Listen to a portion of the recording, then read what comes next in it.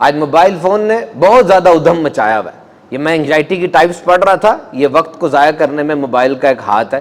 سب سے پہلے وہ کہتے ہیں کہ ایک ٹینشن سی چڑھی ہوئی ہے. یہ مینٹل ڈس آرڈر نہیں ہے, یہ بیماریاں نہیں ہیں, لیکن ایک ایٹیچیوڈ ہے. نمبر وہ کہتے ہیں ایک کہ جناب ہر وقت فکر لگی رہتی ہے کہ کوئی میسج تو نہیں آیا, کوئی کال تو نہیں آئی نہیں ہے کال, لیکن فکر لگی ہوئی ہے. اسے کہتے ہیں رینگزائٹی. اور دوسرا یہ کہ مطلب موبائل کی بیٹری ڈیڈ ہو رہی ہے یا موبائل نہیں ہے میرے پاس, یہ انسان کو ٹینشن دیتی ہے چیز. یہ اس کے دماغ کے پیٹرنز میں باقاعدہ تبدیلی آتی ہے اگر وہ چارجر گھر بھول گیا یا کچھ ایسی بات ہوئی ہے. اور دوسرا جب میسج آ گیا اب جلدی جواب دینا ہے. وہ میسج ضروری ہے کہ نہیں وہ الگ بات ہے, جواب جلدی دینا ہے, میں رسپانسو نظر آؤں. تو مومن کی زندگی ایسی نہیں ہوتی, یاد رکھنا. مومن کی زندگی کے بڑے مقصد ہوتے ہیں. مومن کی زندگی بہت امپورٹنٹ ہوتی ہے, اعلیٰ اخلاق سے مزین ہوتی ہے. کچھ لوگوں کی زندگی کا مقصد صرف پیسہ کمانا ہوتا ہے.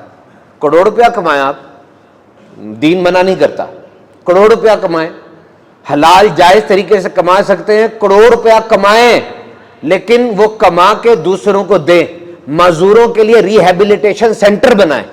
خواتین کو اچھے روزگار کے لیے جہاں پردہ داری بھی رہ جائے اور خرچہ بھی آ جائے ایسے کام دیں. غریبوں کے لیے ووکیشنل ٹریننگ سینٹر بنائیں. کون منع کر رہا ہے آپ کو؟ مقصد بنائے تو اس کو نتھی کریں. اچھا کھانا کھانا ہے کھائیں, مقصد ہے آپ کا, دوسروں کو بھی کھلائیں, یہ مقصد رکھے. ایک نوجوان یونیورسٹی کا اسٹوڈنٹ اگر کہتا ہے جی زندگی کا مقصد آپ کہتے ہیں بنائیں, تو کیا مقصد بناؤ؟ ہم نے کہا حدیث پاک پڑھی نبی پاک کی. کہا بڑی احادیث مبارکہ پڑھی ہیں, کوئی بتاؤ جو تمہارے سبق میں لکھی ہو. کہتا میں نے پڑھا کہ تم میں بہتر وہ ہے جو لوگوں کے لیے بہترین ہے. تو کہا ٹھیک ہے, یہ مقصد نہیں ہے تمہارا. یونیورسٹی میں ہو اپنے استاد کے لیے دوستوں کے لیے بہترین بن جاؤ, محلے میں ہو محلے داروں کے لیے بہترین بن جاؤ, گھر میں ہو ماں باپ کے لیے اور بہن بھائیوں کے لیے بہترین بن جاؤ. اور یہ ایک دم سے نہیں ہو جائے گا, اس کے لیے سفر کرنا پڑتا ہے, اس کے لیے کوشش کرنی پڑتی ہے. You have to step into their shoes, انگریزی میں کہتے ہیں کہ تمہیں اس کے جوتے میں جو چبھن ہے وہ محسوس کرنی پڑے گی, اس کے جوتے پہن گے. تو زندگی کا مقصد بناؤ. اقبال نے زندگی کا مقصد بیان کیا تھا, میری زندگی کا مقصد تیرے دین کی سرفرازی, میں اسی لیے مسلمان, اسی لیے ہوں غازی. تو فرمایا نا کہ انسان مقصد قرآن پاک بھی بتاتا ہے کہ زندگی اور موت کو اس لیے پیدا کیا گیا کہ تمہارے عمل کی آزمائش ہو سکے کہ تم اچھے اعمال کرتے ہو یا کیا کرتے ہو. تو یہ واضح طور پہ مقصد بتایا ہے قرآن نے کہ تم اچھے اعمال کرتے ہو. موت میں اور زندگی کو پیدا اس لیے کیا گیا. What sort of actions you perform. یاد رکھنا اخلاص بھی ضروری ہے, عمل کی درستگی بھی ضروری ہے. میں سمجھاتا ہوں کیا بات کہہ رہا ہوں, میں سمجھاتا ہوں.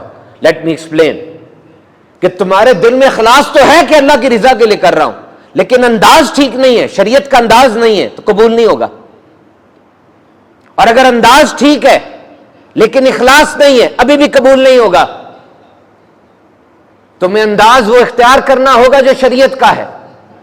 تو تمہیں اس دنیا میں بھیجا کہ تم کس کی اطاعت کرتے ہو اور کس طرح سے اطاعت کرتے ہو. You are obedient, then what is the style of obedience? Both will count. محفل نعت کر رہے ہو, انداز کیا رکھا ہے محفل نعت میں, مجھے یہ بتاؤ. غریب کی مدد کر رہے ہو, انداز کیا رکھا ہے. ایک بندہ ڈاکے ڈال رہا ہے اور ڈاکے ڈال کے کہتا ہے کہ میں بیواؤں کی غریبوں کی مدد کرتا ہوں. تم بظاہر تو ایک اچھی نیت سے کام کر رہے ہو, لیکن سٹائل آف پرفارمنس کیا ہے وہ تمہارا قبول نہیں ہوگا.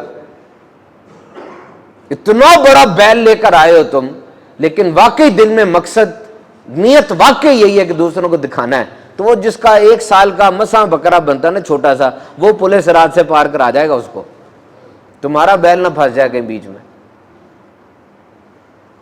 تو یہ کھیل کود جو تمہیں بھیجا گیا, اس میں دیکھنا پڑے گا کہ کیسے زندگی کو بسر کیا.